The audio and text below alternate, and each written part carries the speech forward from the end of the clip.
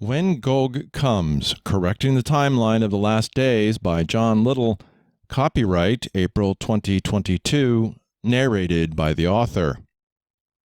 Preface. On Wednesday, June 7, 1967, one of my first Bible teachers turned on the radio as he drove to work and heard the one thing that he never expected to ever hear. Jerusalem and the Temple Mount were in the hands of Israel. In Bible college, he had been taught that the rapture would happen at the moment that this occurred. So when he got to work, he called his wife. No answer. He called his mom. No answer. He called his pastor. No answer. For a moment in time, he had missed the rapture. Teachers of Bible prophecy struggled to understand how they could have gotten it wrong, but only for a moment.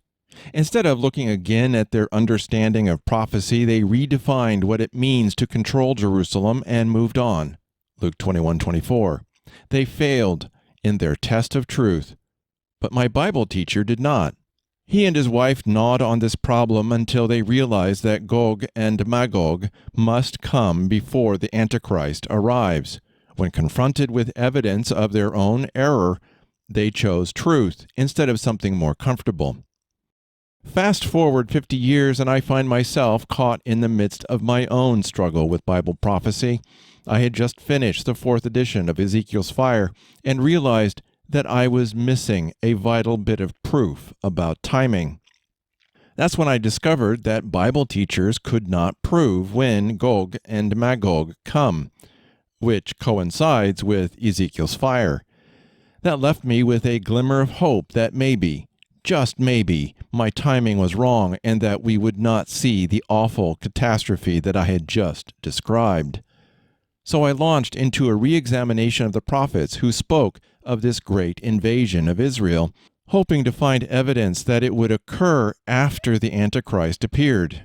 To my dismay, I found not only confirmation that I was right, but evidence that Ezekiel's Fire was much bigger than I expected. I discovered it in Revelation 6, and that it was not merely a superflare, but a nova event and earthquake so big that billions of people would die. Billions. Worse, I discovered that this would probably happen within our lifetime. The events occurring right now have no precedent in human history. Never have we had so much power, influence, and knowledge. Never have we been able to produce so much food, so much wealth, or so many gigantic cities.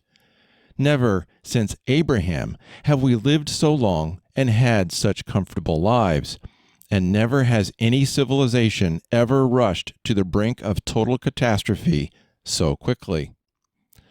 For 10 years, I've written about the forces driving our civilization to its inevitable collapse, and it has become clear to some of us that the first 4 seals of Revelation 6 are all about the shattering of our way of life. And only after the 7 seals have all been opened will the Antichrist and his system rise from the rubble. Unfortunately, you and I have been blind to these events that are crashing down upon us. Our vision has been obscured by preconceived notions about what the last days would be like. We held an irrational view of how durable our way of life was. We thought that our lives would continue as normal until the Antichrist miraculously took the stage. We just couldn't imagine it any other way. But there comes a time when God tests our foolish notions, giving us an opportunity to look again at what the prophets say. They have been speaking for thousands of years, and we must hear them, or fail our test and suffer the consequences. You can ignore the prophets, but you cannot ignore the consequences of ignoring the prophets. One way of looking at what they said is to examine a specific event that several of them describe independently. Think of such events as signposts, and one of them is Gog and Magog. That signpost is also labeled the return of Jacob. There's also one called Jacob's trouble. Another is the king of the north. The one that I call Ezekiel's Fire could just as easily have been called Isaiah's son or Zechariah's horses. But since we want to correct the timeline of the last days, we should focus on Gog and Magog to find out when Gog comes. Understanding the timing of when Gog comes unlocks all that and so much more. It will confirm Ezekiel's fire and show us the ride of the four horsemen of Revelation 6. And this knowledge will help us survive so that we can continue the purpose of the gospel that has been set before us.